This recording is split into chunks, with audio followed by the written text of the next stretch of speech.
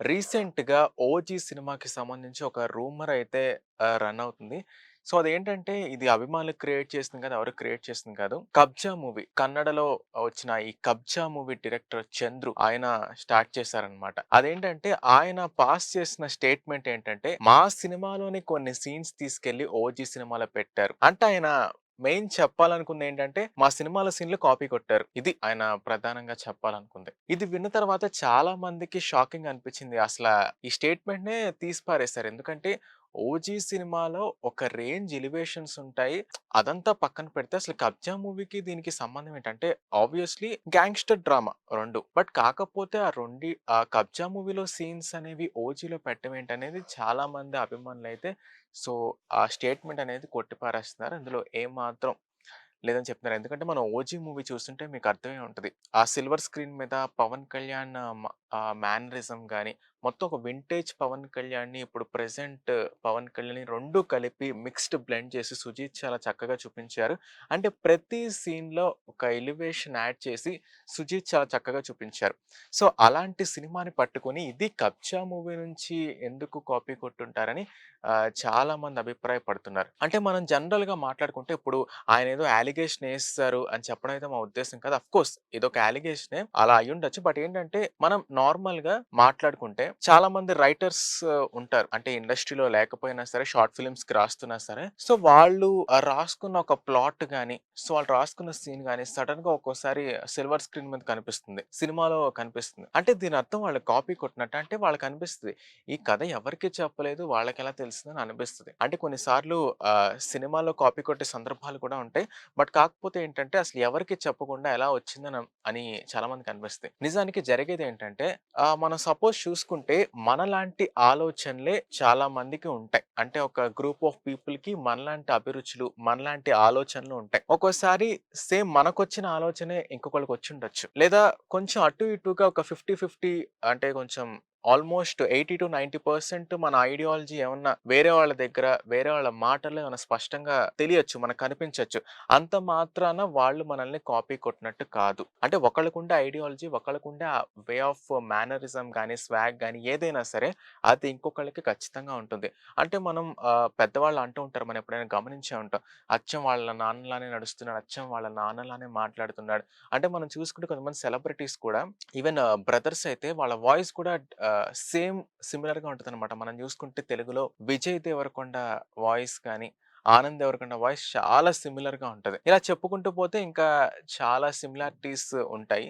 But అది main topic కాదు కానీ, ఇప్పుడు మనం చూసుకుంటే ఇప్పుడు ఈ టాపిక్ మాట్లాడుకుంటున్నాం కాబట్టి, నిజంగా ఆయన కాపీ కొట్టారనేది ఈ స్టేట్మెంట్ అనేది ఏమాత్రం కరెక్ట్ కాదని చాలామంది కొట్టిపారేస్తున్నారు. ఎందుకంటే 'ఓజీ' మూవీ 300 క్రోర్స్ పైగా కలెక్ట్ చేసింది. ఓకే.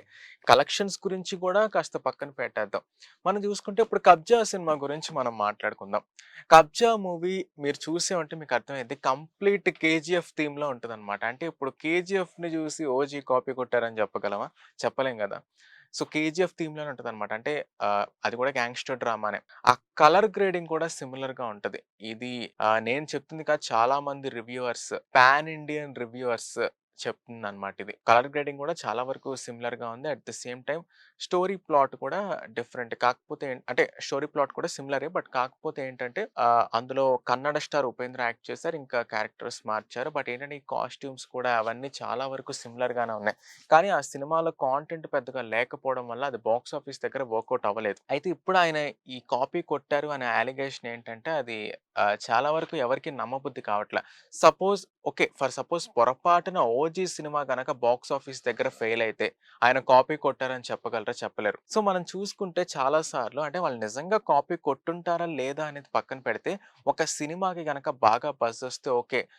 నా స్టోరీ కాపీ కొట్టేశారు. లేదా నేను రాసుకున్న పాట కాపీ కొట్టేశారు. ఇలా రకరకాలుగా చెప్తుంటారనమాట. అంటే ఆ సినిమా ఒకవేళ బాక్స్ ఆఫీస్ దగ్గర డిజాస్టర్ అయితే అంటే వాళ్ళ దగ్గర నుండి కాపీ కొట్టారనే అలిగేషన్‌లో ఉన్న సినిమా గనక బాక్స్ ఆఫీస్ దగ్గర ఫెయిల్ అయితే, వాళ్ళు నిజంగా బయటకొచ్చి చెప్పరు. అంటే కొన్ని సార్లు ఫేక్‌గా కూడా జరగొచ్చు. కొన్ని సార్లు నిజంగా ఏమన్నా కాపీ కొట్టారు అని ఒక డౌట్ అయితే ఉంటుంది.